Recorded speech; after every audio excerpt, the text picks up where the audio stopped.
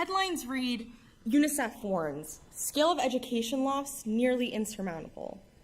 Pew Research Center, COVID harmed kids' mental health and schools are feeling it. New York Times, this is really scary. Kids struggle with long COVID. Is this what it means to be a child in 2021? Well, I had the opportunity to find out firsthand over winter break when I worked as a substitute teacher. Admittedly, I was a little terrified. I mean, wouldn't you be given the headlines above? All we hear about is how children are behaviorally appalling and educationally distressing. But I'm also broke and in college, so I took the opportunity expecting the worst. But my God, was I proven wrong. I was with the same class each day, and I was greeted by the same 16 tiny backpacks, 32 tiny hands and feet, and so many bright eyes. But there was one student who really amazed me. One student who really proved my assumptions to be false. She models who we can and should aspire to be. So much so that I would nominate her as Times Person of the Year for 2021. Who is she, you may be wondering? Well, none other than the radiant first grade girl, Millie Inez. Now, I highly doubt that you know Millie. She is certainly not as well known as Joe Biden or Betty White, but her resilience, kindness, and courage resides within all of our children and ourselves, who had to survive and adapt throughout 2021. My entire time with this class was honestly a privilege, but I want to share with you 3 specific moments that really made an impression on my heart, and I know will make one on yours as well. 3 key moments, and this first one will show you just how resilient Miss Millie is. Millie's in first grade. She's spunky and sweet and always dresses to emulate the tiny fashionista that she is. I was greeted by her sweet brown eyes one afternoon when she came up to the desk and asked me if I could help her tie her shoes. I asked her if she knew how or had ever tried to learn. She put her head down and shook it no. No, I tried, but it's really hard. Her disappointment hung in the air like a sad hymn. Such a young and capable child, so dismayed over such a simple task. I smiled at her, and I said, "Wow, it's awfully good that you can do difficult things, isn't it, Miss Millie?" She looked up at me, a hint of a smile peeking through her braided hair. "Here, I'll show you, and we can practice. I'll show you as many times as you need. You can do it, honey, even if it feels hard right now. I believe in you." Her whole demeanor changed, and she looked at her shoe, brimming with determination on how to tie her 2 lace bunny ears together. "That's the part that gets me," she said. "Those darn bunny ears." Those darn bunny ears, indeed. Millie was always the first student to offer her supplies or encouragement, and one day, one of her classmates started to cry in frustration when she was trying to do some math problems. Before I even saw her crying, Millie went over to her, hugged her, and told her that it's okay, that she can do hard things. Millie's resilience through this challenging task helped her to be gentle with herself and subsequently gentle with others. Being gentle with ourselves, especially during difficult times, is an endeavor that's necessary for all of us to embark on. The second moment I want to share with you occurred during group work time. Millie showed me in this moment what it means to be genuinely kind. So as a form of positive reinforcement, I brought in a gaggle of Squishmallows. And if you don't know what those are, they're a popular kind of stuffed animal. I brought them in as learning buddies for the class. So they would sit with students when they were working exceptionally well, and they would move away when they were not.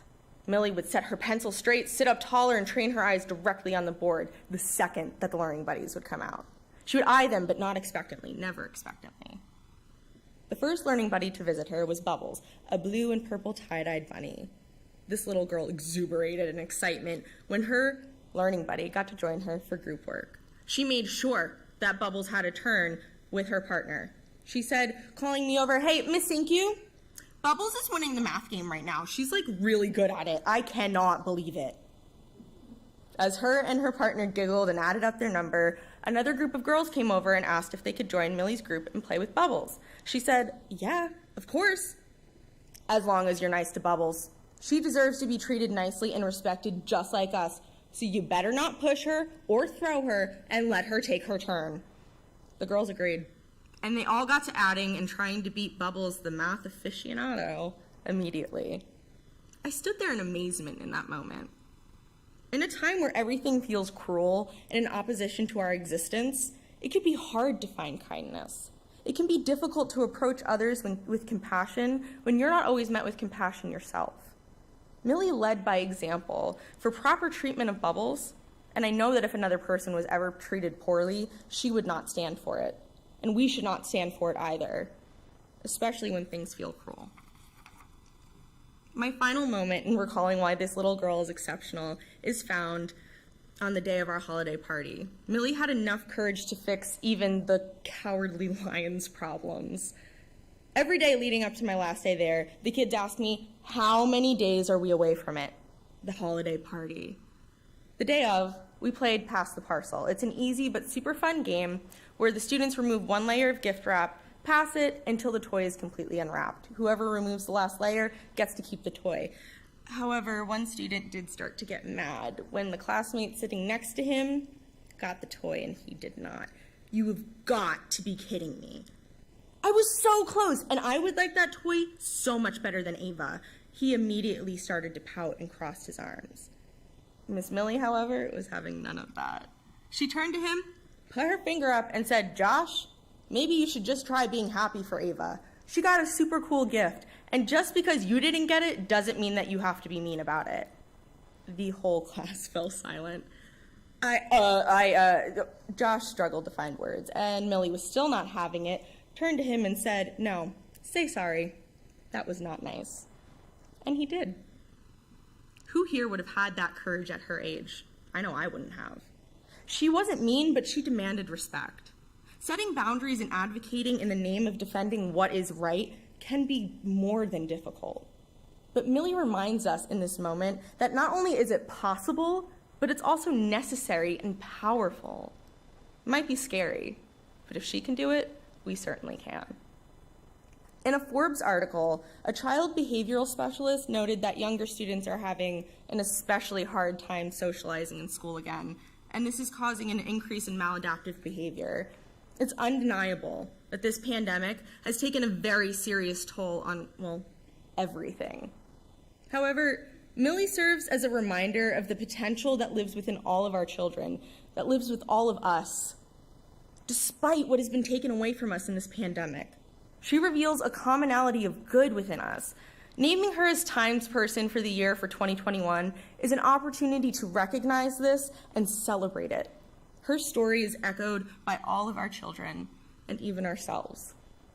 A question kids are commonly asked when they're growing up is, what do you want to be when you grow up? As we continue to grow, we should strive to be like our children. We should want to be like Millie, resilient, kind, and courageous.